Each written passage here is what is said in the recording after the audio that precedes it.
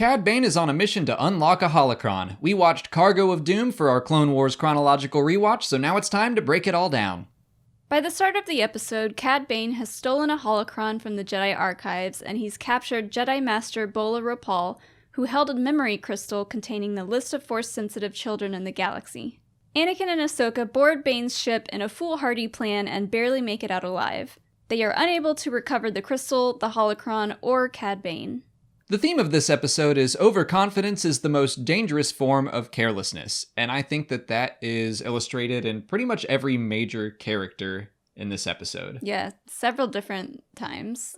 Cad Bane, we can start with him. I think he's probably the earliest example where... Yeah, this episode surprised me. I don't remember this one, or I didn't remember how dark it was, because it starts out, they're torturing this poor Jedi, and, you know, even the battle droids are like, we don't know how much more he can take. And Cad Bane is like, crank it up. And crank it up. That's his catchphrase. Yeah. Sorry. And yeah, he ends up killing the Jedi. And it's a pretty brutal scene. That's season 2 for you. Yeah. I mean... People complain about every single first season of an animated show for Star Wars, that it's too childish and too this and too that. And then, season 2 of Clone Wars, yeah, let's torture a Jedi to death. Season 2 of Rebels, Kanan gets blinded. Vader's, shooting every starfighter out of the sky. They always get darker. Yeah. But yeah, I think that's the first example of overconfidence in that episode, where Cad Bane's like, he'll be fine. Crank it up. Crank it up. And he was not fine. Spoilers. No. Yeah. But then we have Anakin, who comes in with Ahsoka, and Anakin is probably the epitome of overconfidence, not just in this episode, but all the time. Yeah, his entire story arc is about him being overconfident for the most part. He's a lot like Han in that way, where he's just like, we're just going to do this crazy thing and it'll work. Yeah. But that's what he's doing the whole time. And Wolfie Lauren keeps cautioning him. And he's like, this is a crazy idea. But everyone's just kind of like, it always works. Yeah, yeah. And this time, Anakin puts a lot of clones in danger. He puts his Padawan in danger.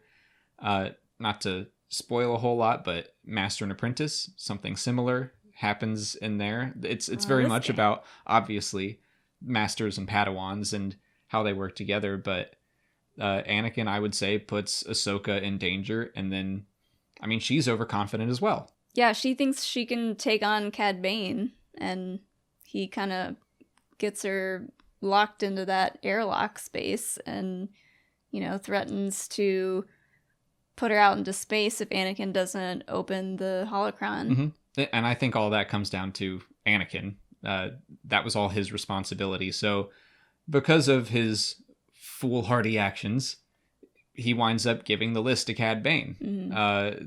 They don't catch Cad Bane. They don't get the holocron back. Cad Bane gets the list, and then obviously sneaks on their ship at the end, and no one notices that one clone that sounds completely different.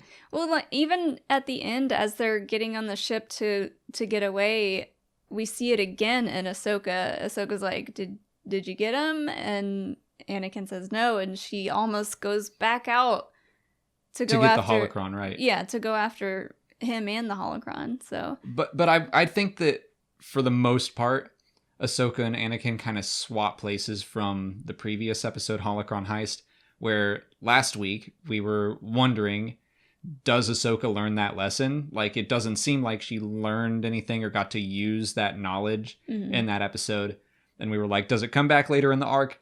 I would say yes. I would say in this episode it does, because Anakin's the one that gets tunnel vision. He's like, I have to go catch Cad Bane. I have to go get the holocron. And Ahsoka's like, bigger picture, patience, we'll get him later. Yeah. The ship's going to explode. Yeah, the ship's breaking apart into pieces. So I do think that this was just we had to be patient ourselves and wait for that part of Ahsoka's arc to come together. Yeah.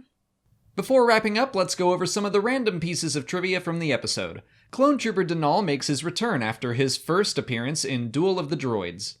Bolo Rapal's tongue was intentionally shown to be sticking out of his mouth as a quick sign that he was dead.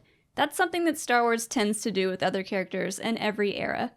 You can also find those facts on StarWars.com's episode guides, and they're currently doing a chronological rewatch on their website as well if you want to check that out. I'll put a link in the description of all the episodes listed out chronologically, but that's it for today. Next week, we'll cover Season 2, Episode 3, Children of the Force, if you want to watch along. If you haven't already, please like this video, subscribe to the channel, follow us on Twitter, Instagram, and Facebook, and consider checking out our Patreon page. As always, thanks for watching, and may the Force be with you.